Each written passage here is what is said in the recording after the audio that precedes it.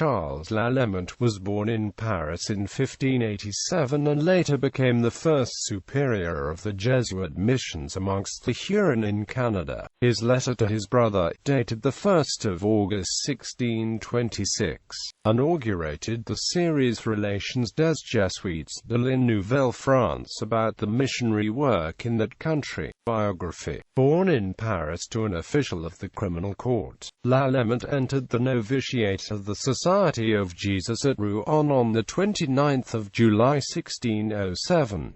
Following this period, he studied philosophy at the Jesuit College in La Flèche. For the subsequent formation period of his regency, he taught the lower classes at the college in Nevers, then studied theology at La Flèche. After this, he spent his period of tertianship, a third probationary year, in Paris. He then served as a teacher of logic and physics at the college in Bourges, and from October 1622 to March 1625 was principal of the boarding school at the college de Lallemant. Lallemant was made responsible for setting up a mission of the Society of Jesus in Nouvelle-France, and in April 1625 he left Jep with Fathers Lallemant Massé and Jean de Brébeuf, accompanied by 2 lay brothers.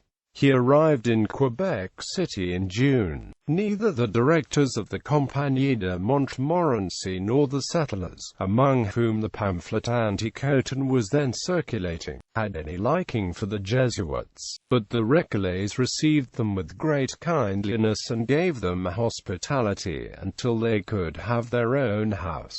Lallemant was quick to realize that the progress of the colony was being impeded by the very people who ought to have promoted it, the Decans, who were interested exclusively in the fur trade.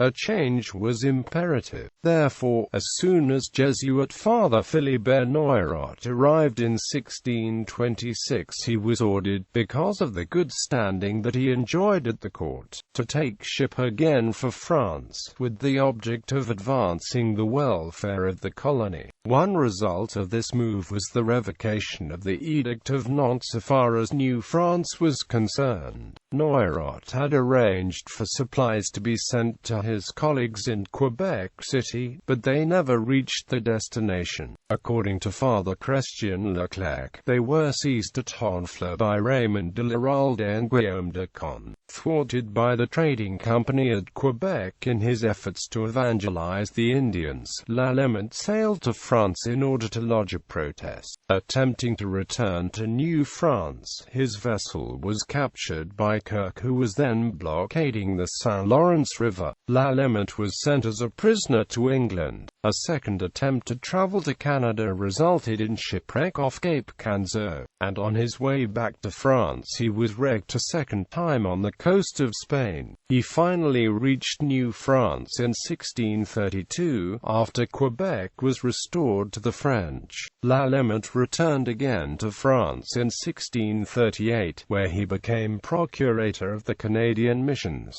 vice-provincial superior of the French province of the Society, and superior of the Jesuit house in Paris. He obtained the concession of the island of Montreal for the colony of Dauvergne, and he also recruited Maisonneuve and Jean Mans to engage in the undertaking. When there was question of appointing the first bishop of Quebec, his candidacy was urged. Lallemant was the author of a spiritual work entitled La vie cachée de notre Seigneur Jésus Christ. He is not to be confused with Louis Lallemant, author of Les Conférences Spirituelles.